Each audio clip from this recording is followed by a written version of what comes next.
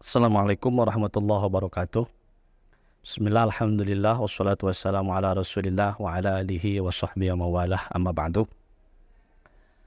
Kaum muslimin rahimakumullah, sahabat-sahabat Ansor, khusus di Provinsi Jawa Barat dan di seluruh Nusantara berbahagia. Ramadan adalah merupakan bulan yang mulia, Syahrul Mukarram, begitupun bulan yang memang sangat ditunggu-tunggu oleh kita semuanya. Dalam sebuah doa dikatakan, Allahumma barik lana fi Rajaba wa Sya'bana wa ballighna Ramadhana. Artinya bahwa kita sangat menantikan sekali untuk bisa hadir, kemudian kita mengisi bulan Ramadan yang mulia ini.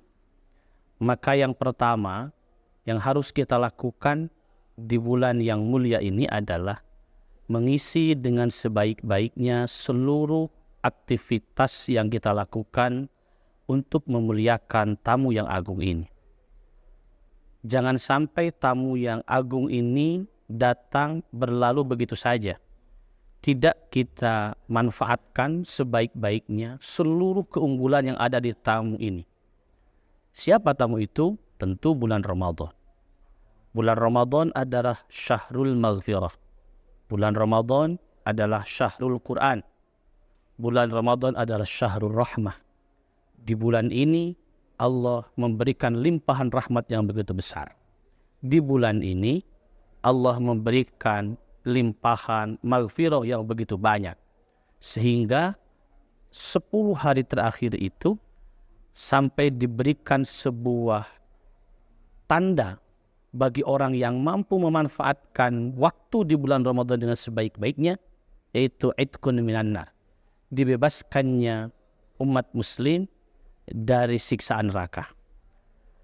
Ulama di Mesir sampai mengatakan, kalau seseorang mampu memanfaatkan bulan Ramadan itu seoptimal mungkin, maka cukup 1 Ramadan sebagai tiket masuk surganya Allah.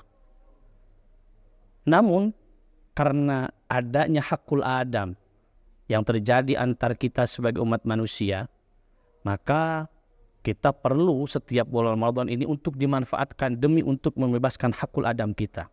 Walaupun secara hakullah 1 Ramadan sudah mampu untuk menjadikan kita menjadi ahli surganya Allah. Hadirin rahimakumullah, pemirsa channel Ansor YouTube yang berbahagia. Maka setelah itu kita harus mampu menjadikan bulan ini adalah sebagai bulan yang dimanfaatkan sebaik-baiknya. Maka janganlah kita dalam beraktivitas itu karena puasa kemudian lunturkan aktivitas-aktivitas yang lainnya. Berpuasa tidak kemudian menjadikan kita aktivitasnya itu berkurang. Tapi justru dengan puasa aktivitas kita itu harus tambah. Walaupun mungkin ada hal-hal yang dikurangi, tetapi bukan berarti kita menurunkan aktivitas-aktivitas yang lainnya sehingga kita tidak mampu untuk bisa mengeluarkan seoptimal mungkin kemampuan kita untuk memanfaatkan nilai-nilai ini sebaik mungkin di bulan Ramadan. Yang kedua, yang harus kita lakukan setelah kita mampu mengoptimalisasikan apa yang ada di kemuliaan Ramadan, maka yang kedua, kita harus mampu menjadi pribadi yang unggul dengan kemuliaan yang ada di bulan Ramadan ini. Apa itu pribadi yang unggul? 1, kita mengisi nilai-nilai itu dengan sebaik-baiknya. Al-Quran dibaca, kemudian difahami. Syahrul Quran ini adalah merupakan salah satu ciri dari bulan Ramadan. Ayo, orang-orang yang hari ini menjadi salah satu nilai utama dari bulan Ramadan adalah membaca Al-Quran. Orang yang sudah mampu menghayati nilai-nilainya tentu difahami, dihayati, dan diamalkan nilai-nilai yang terkandung dalam Al-Quran tersebut. Orang yang belum memahami minimal dibacanya. Bahkan Sayyidina Husain itu sampai mengatakan, orang yang mampu membaca Al-Quran walaupun dia tidak tahu artinya, 1 hurufnya itu bisa bernilai 100 kebaikan. Maka kita baca Al-Quran dengan sebaik-baiknya, dengan tata cara bacaan yang baik. Maka oleh sebab itu, kalau yang belum mampu membaca Al-Quran dengan baik, belajarlah cara membacanya dengan ilmu tajwidnya. Nah inilah komposisi-komposisi ini harus kita lakukan sebaik mungkin supaya kita menjadi pribadi yang mampu mengoptimalisasikan apa yang ada di dalam bulan Ramadan. Dan yang ketiga, kita harus mampu menjadi pribadi yang memberikan nilai kemanfaatan yang besar kepada umat yang lainnya, kepada kaum sesama kita. Pertama, dalam hadis dikatakan ar-rahimuna yarhamuhumur rahman, irhamu man fil ardi yarhamkum man fis sama.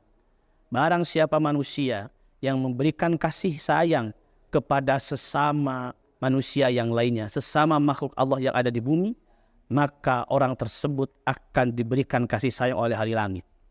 Imam Ghazali diceritakan ketika satu waktu Imam Ghazali itu sedang menulis sebuah kitab, tiba-tiba ada lalat yang hinggap di penanya. Pada saat sedang menulis, kemudian Imam Ghazali membiarkan lalat tersebut dengan rasa kasih sayang tersebut. Maka rasa kasih sayang yang ikhlas tulus dilakukan oleh Imam Ghazali kepada seekor lalat, ternyata itulah yang menjadikan Allah menurunkan kasih sayangnya kepada Imam Ghazali.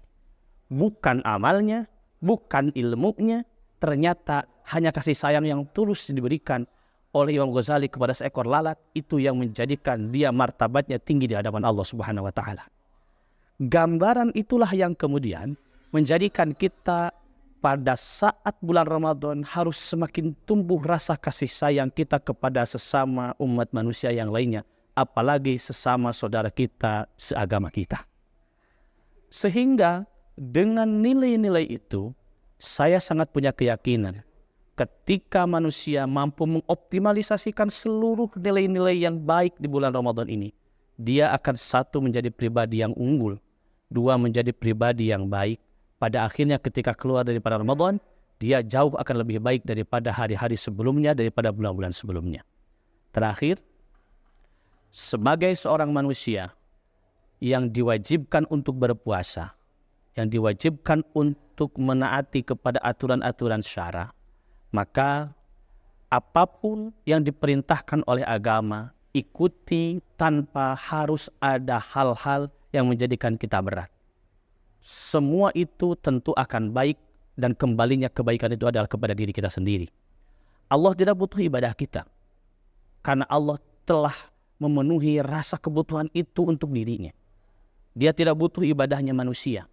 Bahkan dalam satu hadis qudsi dikatakan, kalau seluruh umat manusia itu maksiat, tidak mengikuti aturan syara, maka tidak akan pernah mengurangi kerajaan Allah. Kebesaran Allah tidak akan terkurangi oleh kemaksiatan manusia.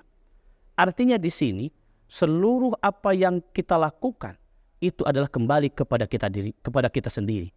Tidak akan berefek apapun ketaatan kita, kemaksiatan kita terhadap kerajaan Allah.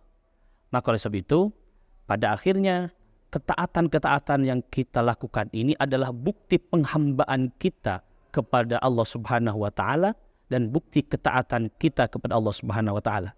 Mudah-mudahan dengan penghambaan kita kepada Allah, ketaatan kita kepada Allah, menjadikan Allah menurunkan rahmatnya kepada kita, rahmatnya kepada kita, sehingga rahmat itulah yang akan membawa kesuksesan kita nanti di akhirat. Sahabat sekalian, maka mari kita lakukan, kita optimalisasikan bulan yang mulia ini dengan sebaik-baiknya, supaya kita menjadi pribadi yang baik, unggul, dan tentu memiliki nilai manfaat yang besar kepada umat manusia yang lainnya.